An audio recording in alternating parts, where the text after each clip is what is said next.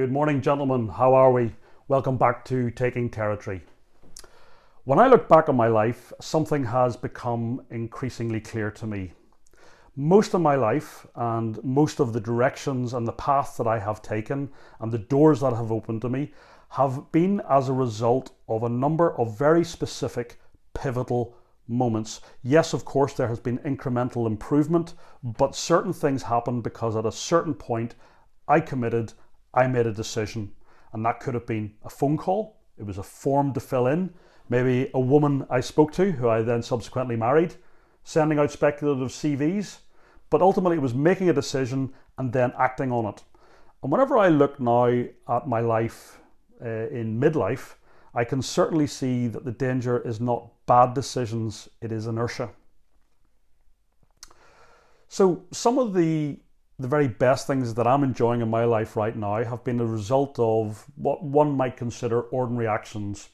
An example of that was calling up the Army recruitment office and then following the process through.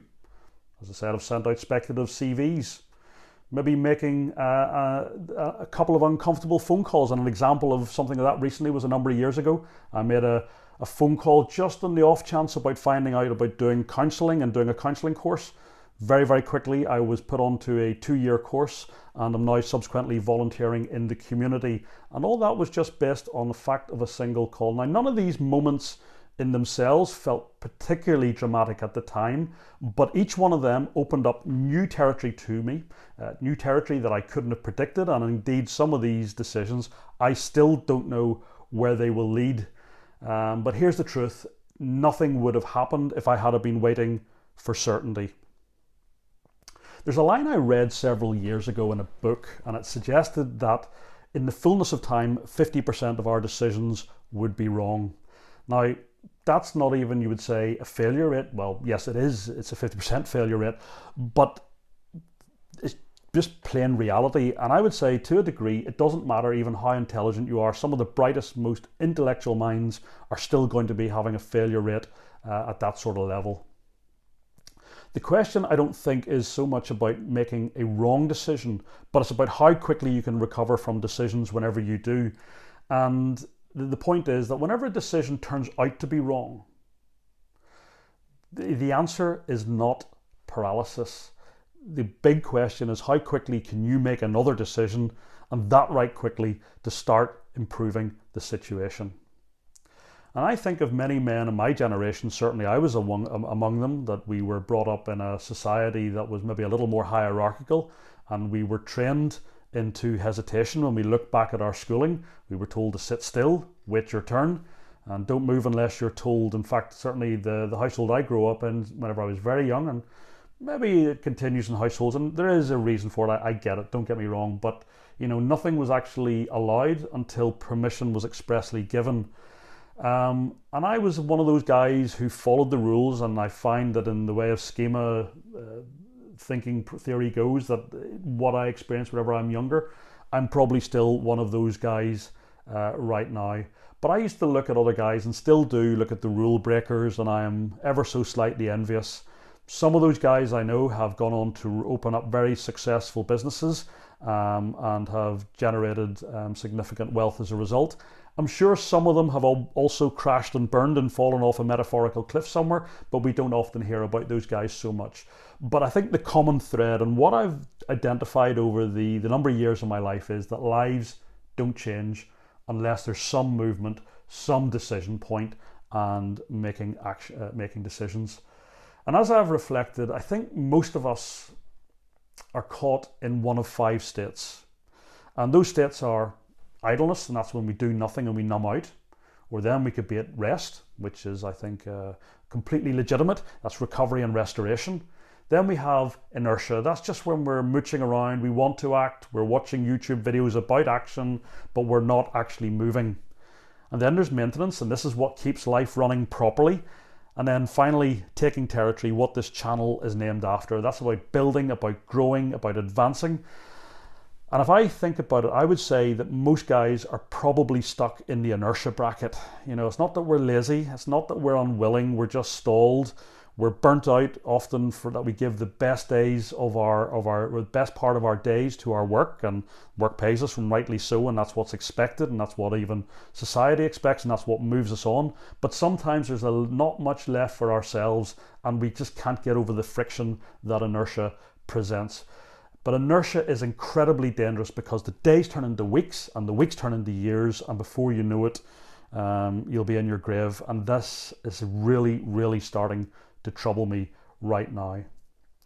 Then as well, so I've mentioned inertia, but I'm also going to talk about maintenance. Maintenance really matters as well. It's important that we clean the house, that we do the work, that we get the fridge running, that we keep the machine working. And often what we find, if we don't do the maintenance and there's a failure point, not only does that part fail, but every other part in the chain collapses as well, because we haven't been keeping on top of that either. But maintenance alone won't build a future. So this brings me now to taking territory, which I think is the exciting part. It's the different part. It's the proactive part. It's that one where you go to the gym, but you do it consistently. It's the course that you're a wee bit nervous about and you don't feel ready for, but you go and do it anyway. It's building something slowly, imperfectly. It's proactive. It's definitely not reactive. And I think the mistake that I've made in life isn't necessarily that I failed. It's that I didn't press on whenever I was given some ground, and that sort of troubles me. A lot of the times I've been, I suppose, from an outsider's point of view, I'm relatively successful. But I know that I could have done so much more. I've just got to that position of success. Wouldn't quite say I've rested on my laurels. I've tried to do a good job in whatever it is. But I do wonder, if I had have given it 10% more, could that have leveraged where I was supposed to be? So here's the part that I can't ignore anymore. Time is absolutely speeding up. I'm talking with friends and they're losing parents, and I understand that my generation, Generation X, we're next up into the firing line, and almost like that parachutist, I feel like the ground is rushing up to meet me. And so there is no longer any room for idleness and no more indulgence for inertia. This is absolutely becoming, for me, the intentional decade and season of intentional busyness. Not frantic activity, but very directed effort at making sure that I'm ready for the metaphorical late autumn and winter that is coming. I want to build legacy as well. So this last decade that I'm thinking about, or last couple of decades, it depends how much the good Lord gives me to live. I don't want just to arrive safely. I want to pull a handbrake turn at the grave, and I want the journey to count for something as well. I want to build something that outlasts me. And even if most of what I try is not going to work, that doesn't matter, because the point is not perfection. The point has to be movement, consistent movement. And even that's why I'm making these videos at the moment. Like, I know they're not perfect. I know that we could find fault, and maybe the sound and maybe the content is a little bit clunky, but I'm trying to do something different, and I'm wanting to take the territory by doing it. And I know that by doing it consistently, that I will build something, and I will start. What I'm enjoying about the process is I'm thinking on paper as something I've started to do.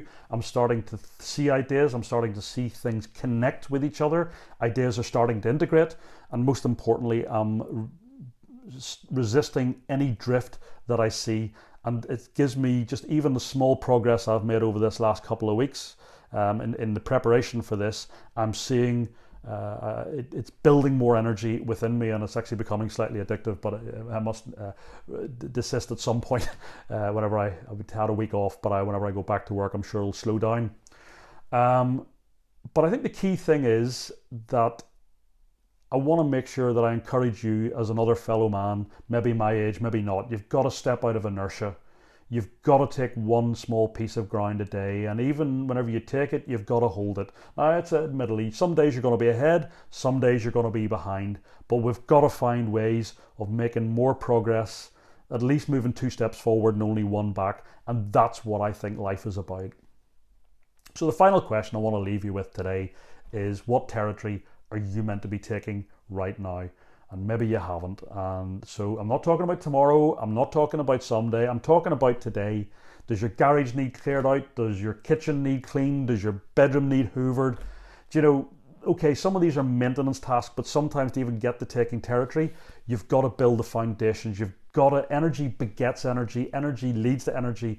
Motivation. You'll find that once you start getting busier, even more things get done, because life doesn't change when you wait. You don't have to wait to get it absolutely perfect. It changes when you move. So I'm going to go out now and brush the front of the house. I'm not sure that it's necessarily taking territory. It probably falls into the maintenance bracket. But what I can say is, who knows what serendipitous thing will happen. Who knows what I'll meet and have a chance to chat to when I'm out brushing the front. So it doesn't matter what you're doing. Keep moving, keep pressing on, lean into that entropy, and I'll catch you in the next video.